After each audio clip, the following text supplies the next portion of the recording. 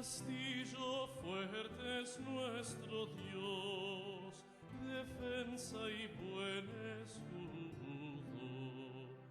Con su poder nos... Que le Seigneur soit avec vous. Je suis le pasteur David Warner de l'Église évangélique luthérienne d'Espagne. Je suis un pasteur missionnaire de l'Église luthérienne Synode du Missouri. Je dessers une paroisse ici en Espagne depuis 2015 et je suis reconnaissant d'avoir l'occasion de vous présenter mon travail. Avec mon collègue Adam Lehman, nous allons vous parler du travail dans votre Église sœur en Espagne. Je pense que nous serons en mesure de vous expliquer durant la vidéo ce que nous faisons avec l'aide de ces enregistrements et durant la vidéoconférence qui suivra cette présentation. Elle nous permettra de mieux nous connaître les uns les autres. C'est une joie, surtout au moment où nous subissons cette crise du Covid, que vous poursuiviez vos plans pour organiser une fête des missions et que vous continuez à vous concentrer sur l'activité de Christ. C'est une source d'encouragement pour nous et nous prions pour que notre présentation vous encourage. Nous commencerons avec une étude biblique. Nous parlerons de la foi, de l'amour et de l'espérance. À cause du 13e chapitre de 1 Corinthiens, nous préférons cet ordre, la foi, l'espérance et l'amour. Mais nous verrons que, plus fréquemment, Saint Paul parle de la foi, de l'amour et de l'espérance.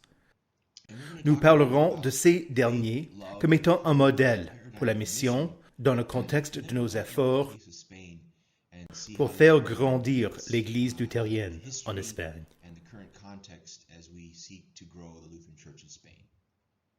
Le premier exemple que nous allons considérer, où Paul suit l'ordre de la foi, l'amour et l'espérance, vient du premier chapitre du premier livre aux Thessaloniciens. Nous disons constamment à Dieu toute notre reconnaissance pour vous, tous en faisant mention de vous dans nos prières. Nous nous rappelons sans cesse l'œuvre de votre foi, le travail de votre amour et la fermeté de votre espérance en notre Seigneur Jésus-Christ, devant Dieu notre Père. Ici, nous voyons ce que la foi accomplit.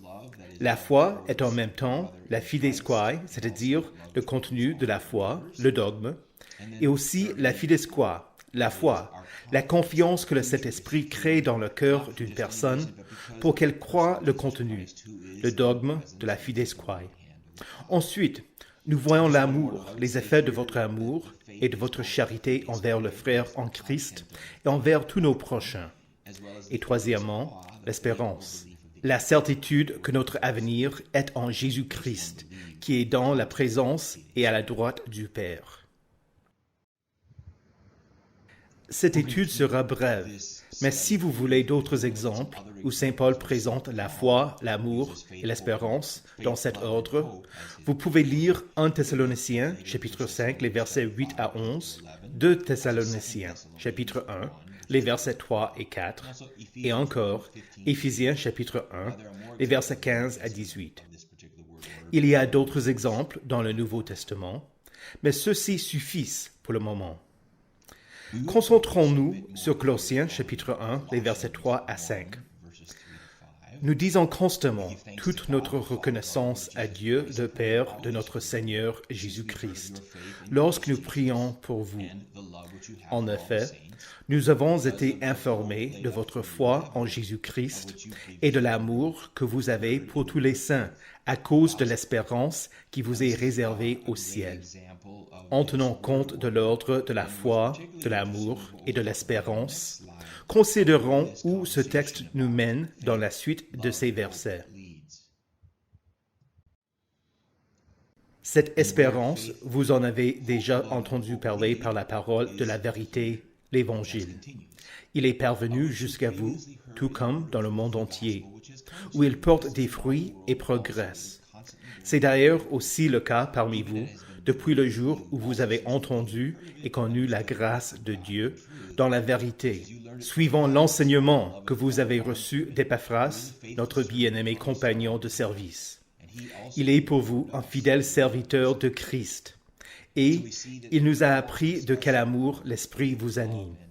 Ainsi, par la parole de la vérité, par l'Évangile, la foi, l'amour et l'espérance portent du fruit partout dans le monde, dans le contexte de la mission de l'Église de Jésus-Christ, en tenant compte de la référence au Saint-Ministère dans ce texte. Voyons les bénéfices quand nous considérons la foi, l'amour et l'espérance comme étant un modèle pour la diffusion de l'Évangile et parlons davantage de ce que c'est que la foi, l'amour et l'espérance.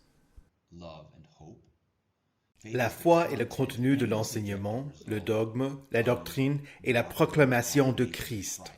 La foi chez le chrétien est le résultat de l'enseignement. Donc, l'enseignement de la foi crée chez certains la certitude dans le cœur que l'on est sauvé par le sang de Jésus. Cette foi est au cœur de la mission et du ministère de Christ. C'est-à-dire que la parole de la vérité, l'Évangile, est parvenue jusqu'à vous, tout comme dans le monde entier, où il porte des fruits et progresse. L'amour est la réponse spontanée du saint, motivée par l'amour de Christ que l'on reçoit par l'Évangile. L'amour de Jésus, son sang versé pour nous sur la croix, nous remplit et nous donne une nouvelle vie et déborde dans nos vies par les actes d'amour envers autrui. Le Décalogue, les 10 commandements instruisent notre amour pour que nous sachions comment aimer notre prochain. Cet amour est informé et réglé par les relations que nous avons avec d'autres personnes et les responsabilités que nous avons pour les personnes que le Seigneur nous a appelés à servir. L'espérance est l'avenir promis avec Christ. C'est plus que l'espoir pour ce qui pourrait arriver, mais nous possédons l'espérance comme une ancre solide et sûre de l'âme, encadrée par la mort et la résurrection de Christ. Cette espérance nous conduit vers le jour où ce que nous avons cru au cours de cette vie sera visible à nos yeux dans la plénitude de l'amour.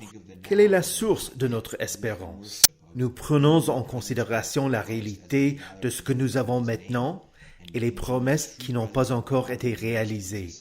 Ce que nous recevons au culte quand nous sommes devant le Christ, quand nous sommes rassemblés en son nom et que Dieu est présent dans son Église. En ce moment, le lieu d'espérance est la paroisse. Il faut souligner ce point pour savoir où envoyer et rassembler des gens pour qu'ils puissent avoir l'avant-goût du festin à venir. Ainsi, en faisant référence à notre mission ici en Espagne, nous parlons de la foi, la prédication de l'Évangile, la bonne nouvelle par laquelle nous croyons. Nous parlons de l'amour, une manifestation de la miséricorde envers d'autres chrétiens et envers nos prochains qui ne sont pas chrétiens. Et de l'espérance, l'établissement de paroisses luthériennes où les gens peuvent se rassembler pour recevoir l'avant-goût du festin à venir. Prêcher l'Évangile, agir en miséricorde et établir des paroisses. Voilà notre plan pour la mission.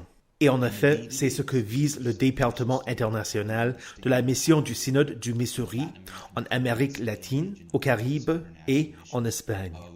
Prêcher l'Évangile, créer des paroisses, agir avec miséricorde.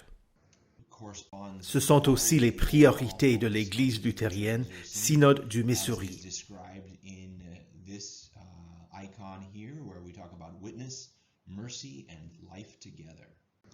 Quand nous étudions le rôle que joue la foi, l'amour et l'espérance dans les écrits de Saint Paul au premier chapitre aux Colossiens et ailleurs, cela dirige notre attention en Espagne, celle du département des missions de notre région et celle du synode de Missouri. Ainsi, de Saint-Louis jusqu'à Santiago, à la République dominicaine, jusqu'à Séville, Madrid et Carthagène, en Espagne. La bonne théologie nous mobilise. Parlons donc de la foi, de l'amour et de l'espérance dans le contexte de l'Espagne. Comme point de départ, quelle est l'histoire de la foi chrétienne en Espagne? L'œuvre missionnaire en Espagne a commencé tôt dans la vie de l'Église, peut-être déjà avec l'apôtre Paul lui-même, mais sûrement dès le 1er siècle. Au début, l'Espagne a joué un rôle important pour l'Église. Au cours des années, la foi chrétienne a été corrompue par de faux enseignements. Arrivé à la fin du 8e siècle, l'Église s'était affiliée à la monarchie et aux magistrats locaux, en particulier quand l'Espagne se consolida sous le règne de Castille, dans l'espoir de reprendre le territoire après que les musulmans mauresques l'ont pris en l'an 711.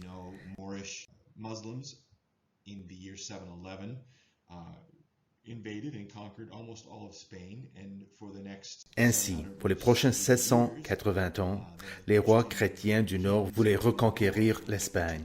C'était vraiment un effort uni de l'État et de l'Église. À l'aube de la Réformation, les enseignements de Luther se sont propagés jusqu'en Espagne et il y a eu un bref moment d'épanouissement des idées réformatrices au cours de la décennie de 1540. Mais quand la monarchie s'est rendue compte du mouvement, elle a été étouffée violemment et l'a chassée de son territoire. Le salut par la foi seul a été rejeté en Espagne en réponse à l'ère de la Réformation. Jusqu'au XXe siècle a survécu l'union entre l'État et l'Église.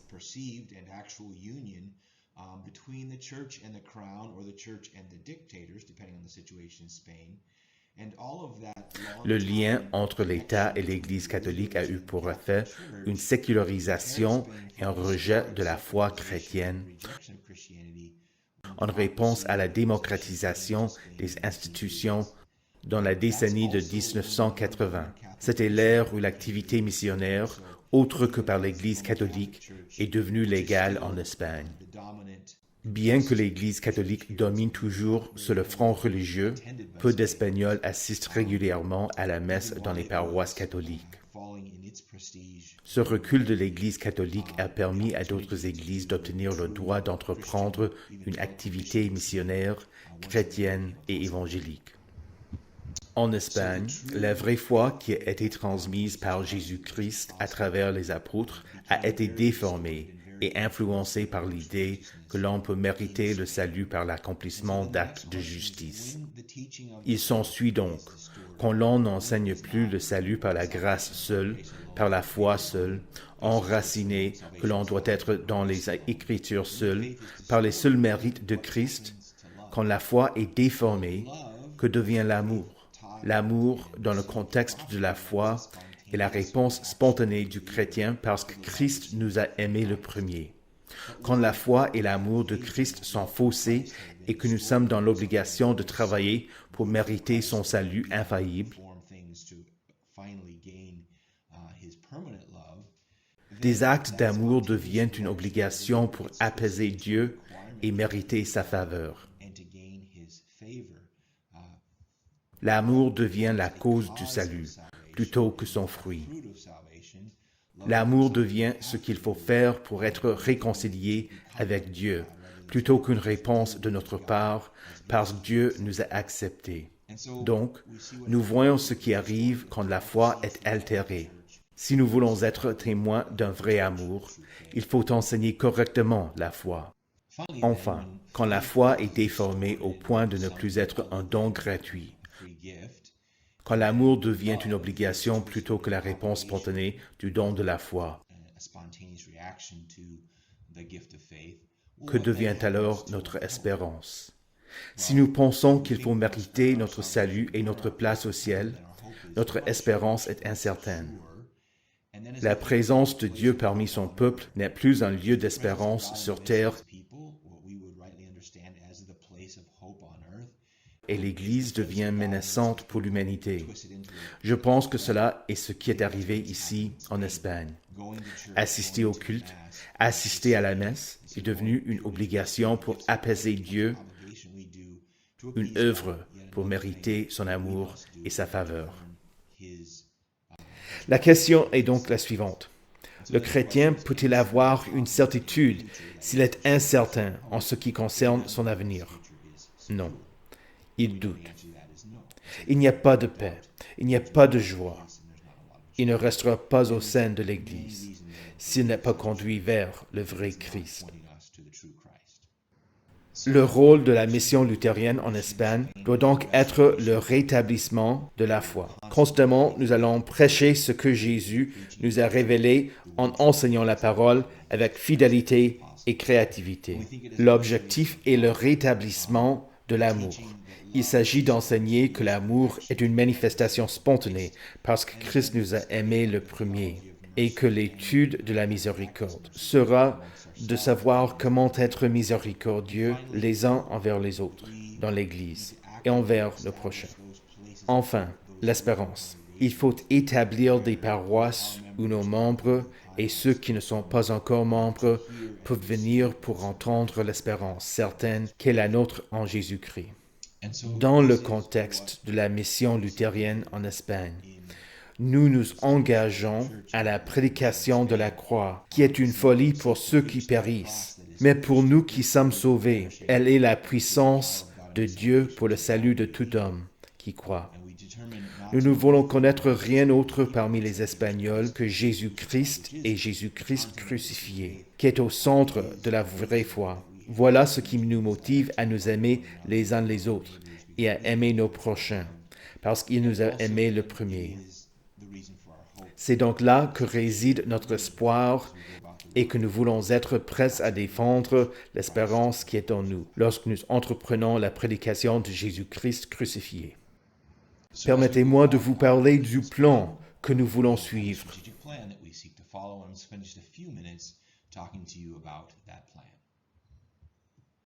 Nous sommes des gens simples, et donc notre plan ne compte que 3 priorités qu'impliquent la foi, l'amour et l'espérance.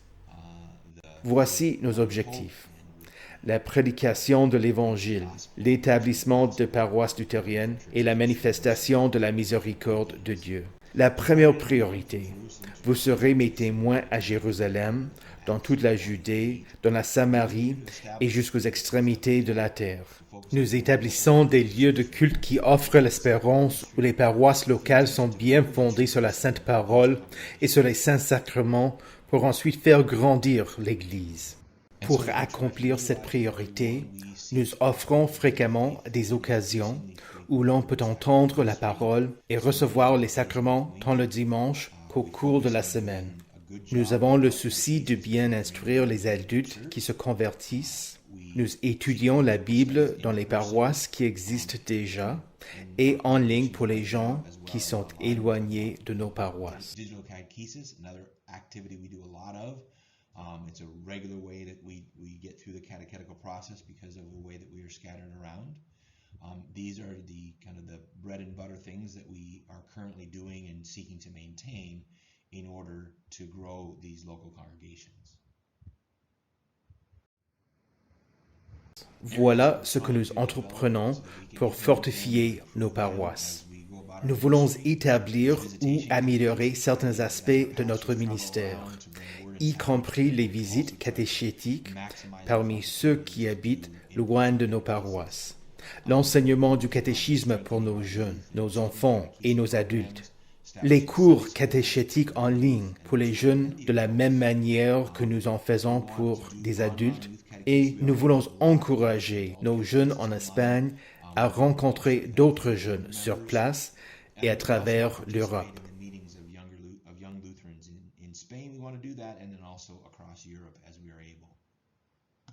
Pour surmonter le défi des distances et pour mieux utiliser le temps que nous avons, nous voulons profiter des technologies qui sont disponibles. Il y a des connexions Internet fiables à travers le pays. Pendant le confinement à cause du Covid, il y a eu une période de 2 mois et demi où nous n'avions pas eu le droit de nous rassembler. Nous étions reconnaissants de pouvoir utiliser Internet pour que nos membres restent en contact avec la parole. Depuis plusieurs années, nous avons diffusé nos cultes pour que nos paroissiens qui vivent à distance puissent nous rejoindre en ligne. Nous nous servons aussi d'Internet pour faire la promotion de l'Église et pour permettre aux gens de nous rejoindre sur les réseaux sociaux, dont Facebook, Twitter, Instagram et notre propre site Web. Ces réseaux ne remplaceront jamais le contact humain quand on enseigne ou quand on prêche, mais elles nous permettent de les utiliser pour rendre service à nos membres et pour prendre contact avec d'autres gens. La deuxième priorité est liée à la proclamation de l'Évangile et l'établissement de lieux d'espérance, des paroisses luthériennes, où les gens peuvent accéder aux dons de Christ maintenant et pour avoir l'espérance éternelle. Notre deuxième priorité est d'établir des anciens dans chaque ville qui soient capables d'enseigner selon ce que nous lisons en Tite au chapitre 1 et en 2 Timothée au chapitre 2. Autrement dit, pour mettre en œuvre la prédication et l'enseignement de la foi, nous nous efforçons de promouvoir la formation théologique de pasteurs d'origine espagnole. L'objectif est donc la formation théologique de pasteurs, de diacres et de ceux qui enseignent le catéchisme. Cette formation est fondée sur l'éducation théologique pour tous ceux qui appartiennent à l'Église évangélique luthérienne en Espagne. La formation théologique n'a pas de cesse, mais elle est une activité contenue au cours de la vie chrétienne.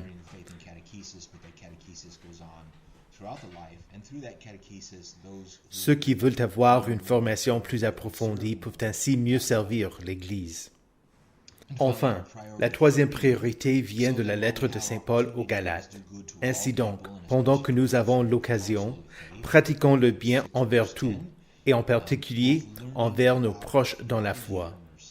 Il s'agit de l'apprentissage de la théologie de la miséricorde et le développement des expressions de miséricorde envers d'autres. Nous voulons l'approfondir en tant que paroisse et en tant que paroissiens de l'Église évangélique luthérienne en Espagne. Donc, nous cherchons des opportunités pour être miséricordieux en tenant compte des possibilités de nos paroisses.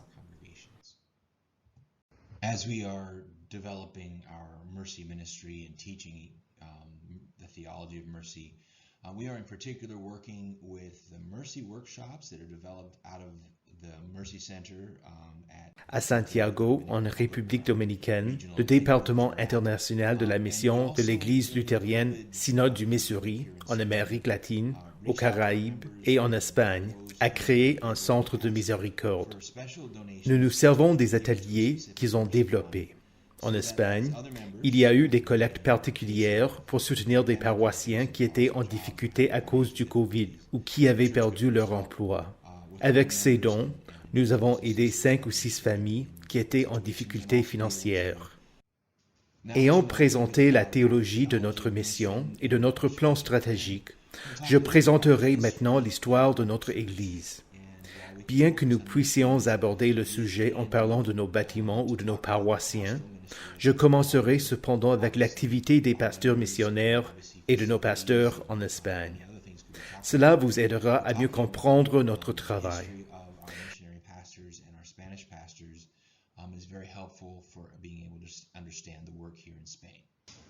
La mission luthérienne en Espagne a été lancée vers la fin des années 1990, quand l'homme dont vous voyez sur la photo en haut et à gauche, Javier Sanchez, a pris connaissance des enseignements luthériens et était d'avis qu'il fallait avoir une église luthérienne en Espagne. Il a découvert l'existence de l'Église évangélique luthérienne, Synode de France, et a contacté le pasteur Jean Essig, qui à l'époque était le président de votre synode. Il enquêta sur la possibilité d'établir une activité missionnaire en Espagne. Le pasteur Essig le dirigea vers le synode du Missouri.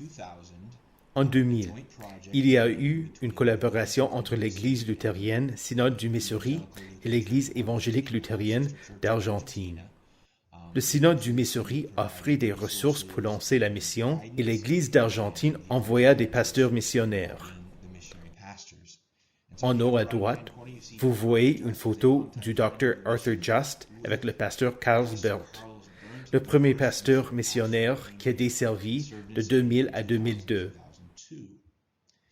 En bas et à gauche, vous voyez le Dr. Just avec le pasteur Walter Raleigh qui est venu en 2002 et a desservi l'Espagne jusqu'à 2011. Enfin, en bas et à droite, vous voyez le Dr. Just avec le pasteur Gustave Lavia qui est venu en 2006 et qui a œuvré en Espagne jusqu'à 2014. Ces 3 pasteurs argentins étaient les premiers missionnaires qui ont travaillé durement, qui ont sillonné l'Espagne et qui ont catéchisé avec beaucoup de zèle. Ils ont commencé à partir de zéro pour établir un petit synode éparpillé à travers l'Espagne. En 2014, le pasteur Lavia est parti et cette même année, j'ai reçu un appel pour servir en Espagne. Je suis arrivé en 2015. À cette époque, l'Église en Espagne avait à peu près 70 membres. Comme déjà dit, ces personnes étaient éparpillées dans 15 villes à une époque où il n'y avait qu'un seul pasteur en Espagne. Les membres de l'Église n'entendaient la parole et ne recevaient le sacrement que rarement.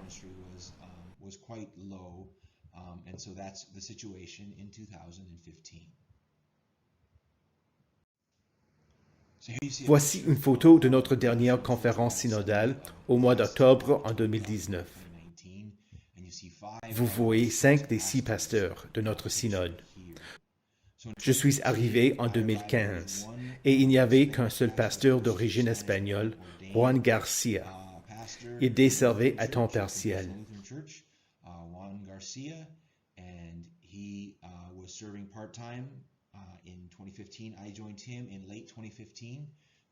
Le pasteur Adam Lehman, tout à gauche sur la photo, vous proposera tout à l'heure une présentation. Il s'est joint à la mission en 2016.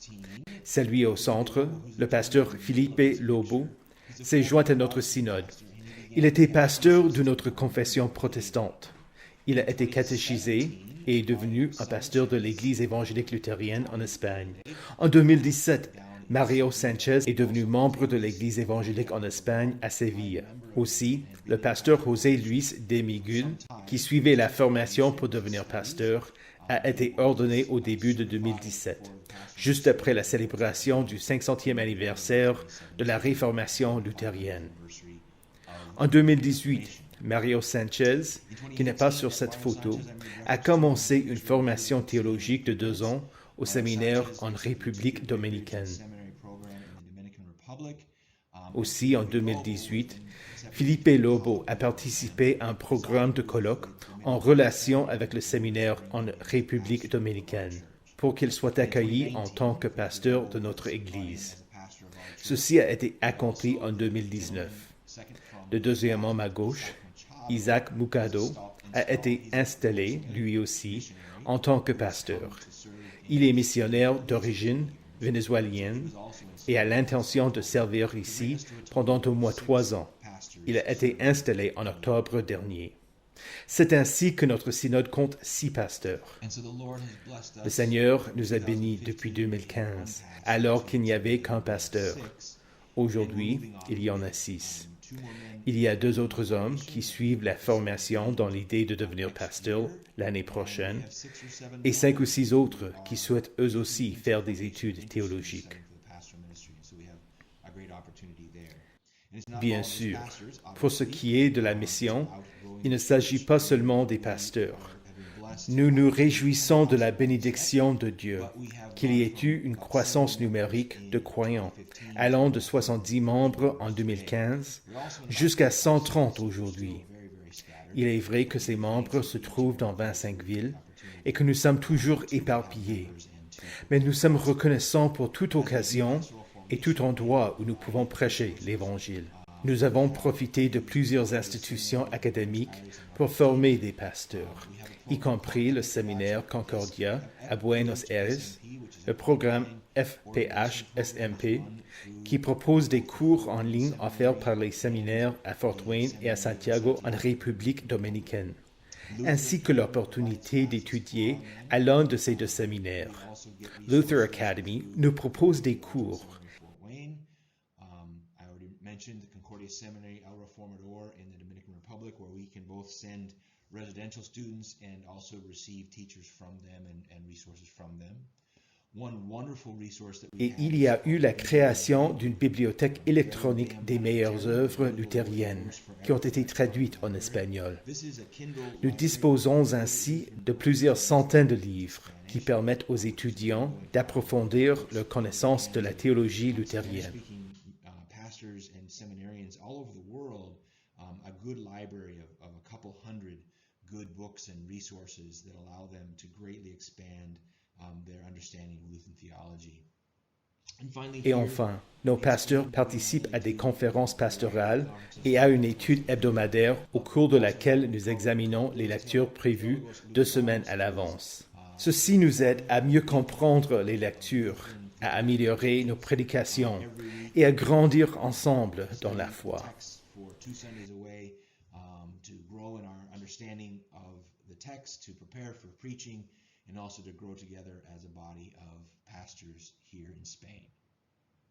Ainsi, nos pasteurs viennent soit de l'Église luthérienne, synode du Missouri, dont moi-même et le pasteur Lehman, des missionnaires d'autres églises sœurs, dont le pasteur Mukado, et enfin, des pasteurs qui viennent d'Espagne. Nous espérons qu'il y aura des diacres et des enseignants du catéchisme dans l'avenir pour que le travail continue en Espagne. C'est ainsi que nous formons une équipe de pasteurs, missionnaires et de paroissiens qui s'engagent dans la mission et soutiennent le travail. Ensemble, nous servons l'Église évangélique luthérienne en Espagne et prêchons l'Évangile à travers ce pays. Lay missionaries that we have that support us in a variety of ways. All of these working together to serve the Lutheran Church here in Spain and to seek to spread the gospel throughout this country. Quand nous considérons la mission ici en Espagne, nous savons que Paul a planté, qu'Apollos a arrosé, mais que c'est Dieu qui a fait grandir. Nous suivons ce modèle. Nous semons et arrosons la parole de Dieu ici.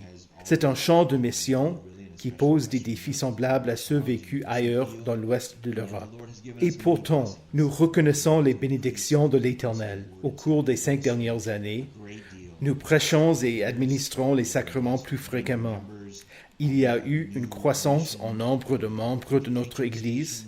Nous lançons de nouveaux lieux de prédication dans d'autres villes. Nous nous réjouissons de ce qu'il y ait toujours des personnes qui suivent des cours de catéchèse. En tout cela, nous voyons la bénédiction du Seigneur. Il y a toujours des défis et des opportunités. Il faut être inébranlable dans le travail à faire. Il faut patienter. Il faut établir des partenariats, bénéficier de la sagesse des conseillers et encourager les gens à prier pour nous et qu'ils soient disponibles et donnent de leur temps et de leur argent pour la mission. Nous sommes reconnaissants au Seigneur qui nous a, jusqu'ici, fourni toutes les choses nécessaires. Je vous remercie de l'opportunité que vous m'avez donnée de vous faire part de l'activité missionnaire en Espagne. Je vous ai présenté la théologie, notre plan pour la mission et l'histoire de notre Église. Mon collègue, le pasteur Adam Lehman, qui est pasteur à Séville, vous montrera davantage où nous travaillons et de quelle manière nous nous organisons et l'histoire de certains paroissiens. J'espère que vous apprécierez ce qu'il va vous dire et montrer. Que la grâce, la miséricorde et la paix soient avec vous. Je suis le pasteur Adam Lehman, un missionnaire de l'Église luthérienne Synode du Missouri. Je dessers ici en Espagne. Je vous remercie de l'opportunité de vous parler des merveilles qu'accomplit le Seigneur ici en Espagne. Ayant entendu l'histoire de notre Église et le plan stratégique pour l'activité missionnaire ici, je vous propose un survol des lieux où nous sommes actuellement. L'Espagne est un grand pays et il n'y a pas beaucoup de pasteurs pour exercer le saint ministère. Ceci exige beaucoup de temps consacré au voyage pour rendre service aux saints éparpillés. Par exemple, pour conduire de Séville depuis le cercle tout en bas sur la carte jusqu'à Barcelone, le cercle bleu à l'est du pays. Cela implique 11 heures de route. C'est pourquoi il faut expliquer ce qui se passe dans chacune des régions et comment nous mettons en œuvre notre plan stratégique. Nous avons divisé le travail en 3 catégories. La première catégorie inclut des paroisses mères. Sur la carte, elles sont représentées par les cercles rouges. Il y en a une au centre du pays, à Madrid, et une deuxième au sud, à Séville. La deuxième catégorie inclut des endroits où les missionnaires ou les pasteurs d'origine espagnole peuvent faire régulièrement des visites. Ces endroits sont dans les cercles verts. L'un est près de Madrid, un autre de Séville, vers l'est à Grenade. Et un troisième inclut Valence et notre paroisse à Carthagène. La troisième catégorie exige que nos missionnaires voyagent. Ce sont les trois régions vers le nord du pays où il y a des cercles bleus. Il y a encore d'autres membres qui ne vivent dans aucune des régions indiquées. Au fur et à mesure, je vous expliquerai ce qui se passe dans chacun des territoires et la manière dont nous réalisons notre plan stratégique. Quant à nos paroisses mères, elles servent d'exemple de ce que nous souhaitons accomplir dans les régions où nous travaillons et où nous avons l'intention de travailler dans l'avenir. Le premier objectif sera d'établir le ministère de chair et d'autel afin d'y offrir des cultes hebdomadaires. Le but est la création d'un ministère de chair et d'autel. Nous voulons fortifier des paroisses qui se rassemblent pour le culte chaque semaine et qui bénéficient de cultes occasionnels, d'études bibliques et de tous les avantages d'avoir une paroisse près de chez soi. Nous voulons des paroisses bien établies et nous désirons former des pasteurs compétents pour servir dans ces paroisses. En ce moment, nous avons deux paroisses que nous identifierons comme étant des paroisses mères. L'une est à Madrid, au centre sur la carte. En ce moment, nous y avons un pasteur missionnaire, un pasteur d'origine espagnole qui dessert à temps partiel,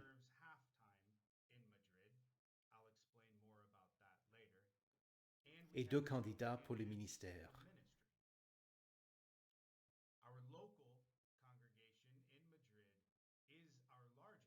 Elle est la plus grande paroisse, ayant des membres instruits et bien catéchisés, qui participent à la vie de la paroisse. Il y a des visiteurs et des personnes qui se préparent à devenir membres.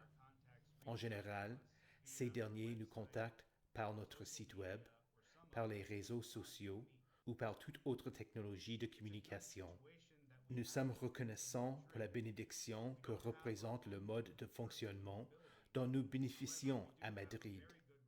La paroisse n'a pas de bâtiment, mais une paroisse anglicane nous permet d'utiliser sa salle paroissiale pour un culte le dimanche et pour les cultes en cours de semaine.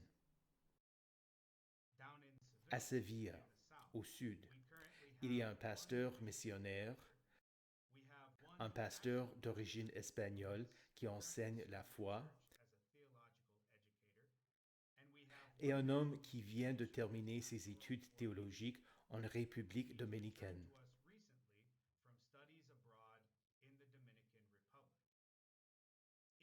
À Séville, nous avons loué un bâtiment.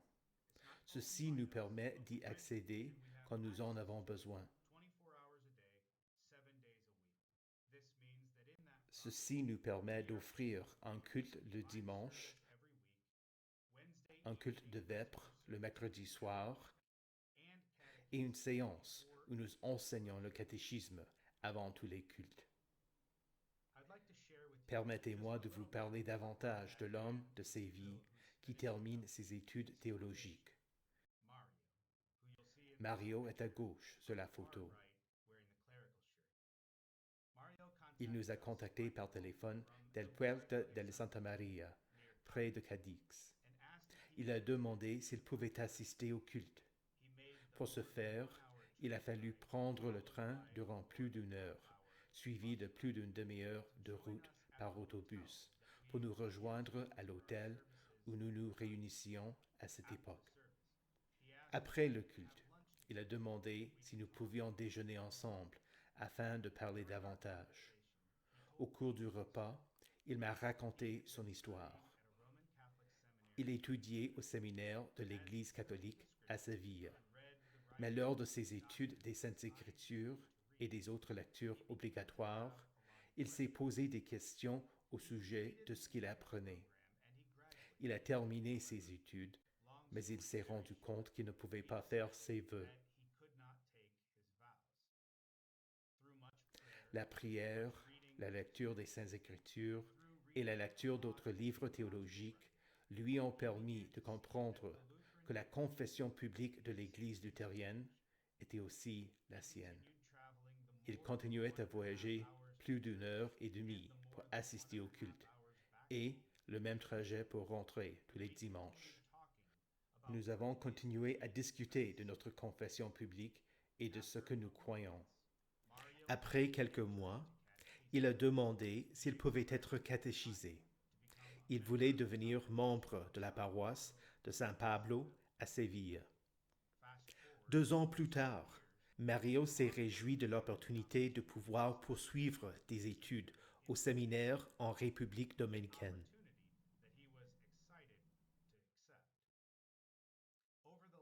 Ces 2 dernières années, Mario y a vécu. Il a fini ses études cet été. Il vient de revenir en Espagne et il attend son ordination.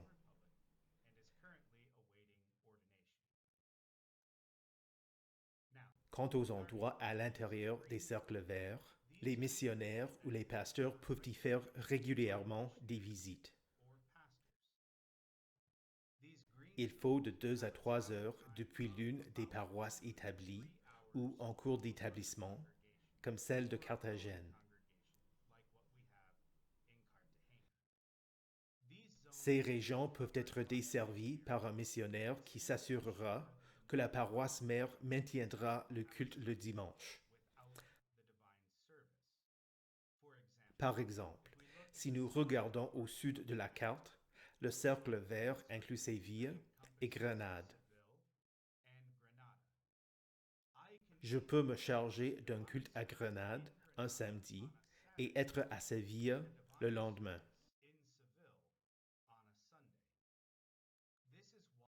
Pour cette raison, selon notre plan stratégique, nous voulons trouver et former les futurs pasteurs de l'Église luthérienne en Espagne. Finalement, ce que nous souhaitons pour chaque ville, c'est ce qui existe déjà à Madrid et à Séville. La présence constante et fiable du ministère de la parole et des sacrements.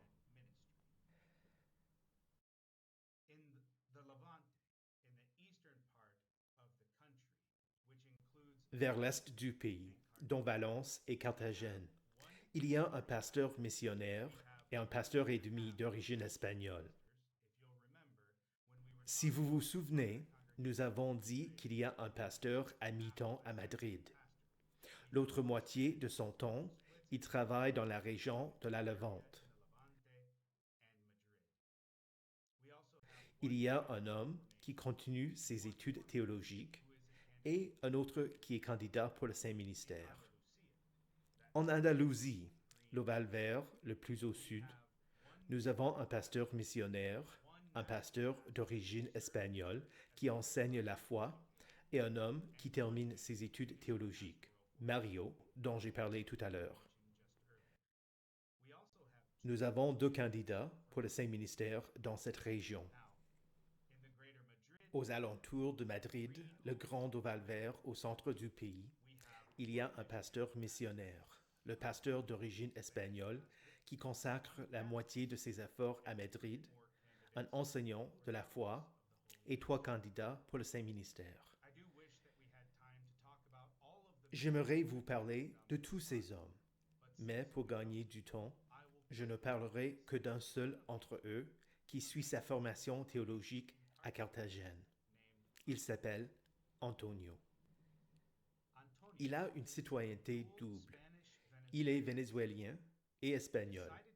Avec sa famille, il est parti du Venezuela en 2007, vivant d'abord à Tarragone, à environ 1 heure de Barcelone. Antonio était membre d'une paroisse luthérienne au Venezuela. Au Venezuela, il y a une église sœur qui est fidèle et bien établie. un projet lancé par l'Église luthérienne Synode du Missouri au XXe siècle. Quand Antonio est arrivé en Espagne, il a pris contact avec l'Église évangélique luthérienne en Espagne et un petit groupe qui se rassemblait fréquemment dans la région de Barcelone. Plus tard, il a déménagé à Carthagène pour son emploi. Un groupe se réunissait autour de sa famille. Chaque dimanche, il y avait des méditations et visites de missionnaires d'Argentine. Antonio est un homme charmant et dynamique. Il parle ouvertement de sa foi. Sa famille a accueilli un missionnaire pendant une courte durée venant de l'église luthérienne Synode du Missouri. Ce missionnaire a proposé une école biblique pendant les vacances scolaires. Cet effort a eu pour résultat que 3 familles sont devenues membres de l'église évangélique luthérienne en Espagne. C'est ainsi que la paroisse a été établie à Carthagène. Depuis longtemps, Antonio a joué un rôle important dans la vie de notre Église. Il poursuit ses études théologiques. Il dessert avec le pasteur Warner à Madrid en tant que séminariste et enseignant de la foi. Il est aussi membre du conseil synodal. Quant à la 3e catégorie, les régions dans les ovales bleus, au nord de la carte, ces régions exigent beaucoup de voyages pour les missionnaires. Comme déjà noté, l'Espagne est un grand pays. Il faut 11 heures pour aller de Séville, au sud, jusqu'à Barcelone, à l'est. Cela dit, il y a des luthériens qui y habitent et d'autres personnes de ces régions qui continuent à nous contacter. Le défi, c'est comment mieux servir ces chrétiens tout en renforçant les paroisses déjà établies dans les villes où nous vivons.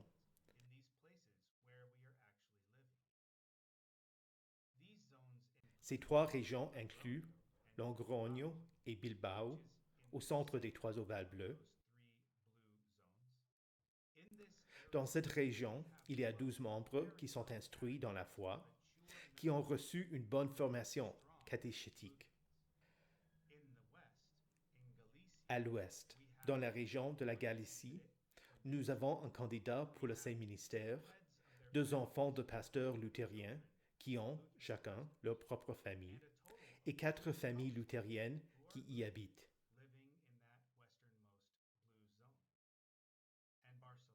Et encore, à Barcelone, dans l'ovale bleu à l'est du pays, il y a 5 luthériens qui ont immigré dans le pays récemment. Nous nous attendons à ce qu'il y ait d'autres luthériens qui immigrent en Espagne. Puisque Barcelone est la 2e plus grande ville en Espagne, nous reconnaissons l'importance d'avoir là une présence. Nous continuons à avoir des interrogations des gens de Barcelone qui veulent savoir davantage à propos de la confession luthérienne.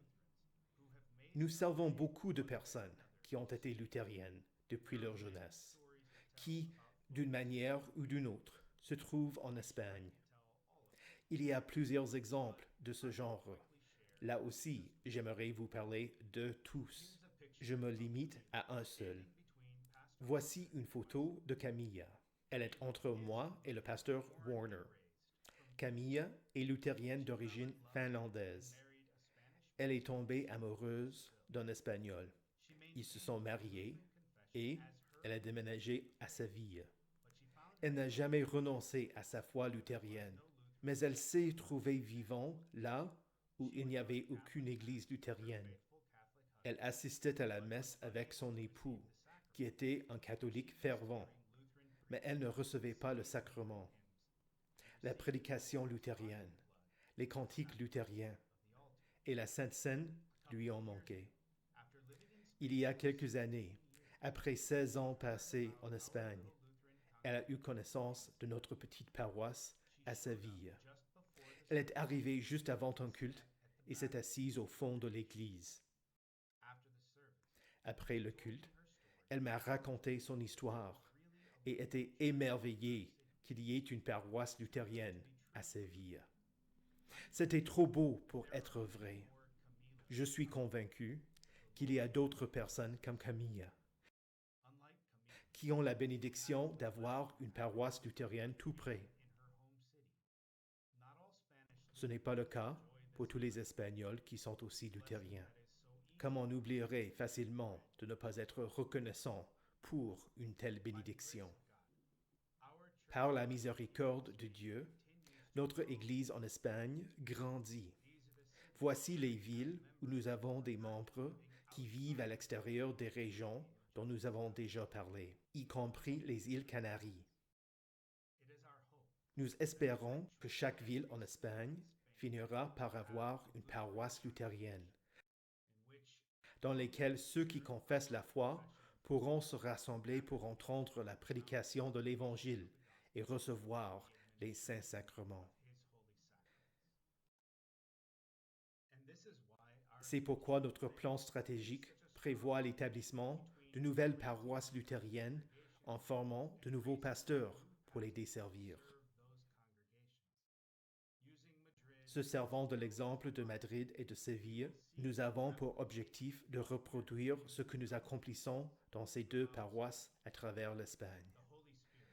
Le Saint-Esprit est très actif en Espagne. Il a béni cette mission. Il reste beaucoup de travail à faire pour établir des lieux de culte luthérien, pour former des paroisses luthériennes. Il faut former des pasteurs luthériens qui les desserviront. Nous voulons que notre carte soit pleine de cercles rouges. En voyant la croissance numérique de pasteurs, le nombre d'hommes qui suivent la formation théologique et encore le nombre de candidats qui veulent étudier la théologie. Nous espérons aussi une croissance du nombre de nos membres dans chacune des régions. Tout le monde souhaite avoir une paroisse dans sa propre ville. C'est un objectif merveilleux vers lequel nous tendons. Quelle joie que de pouvoir participer à cette mission.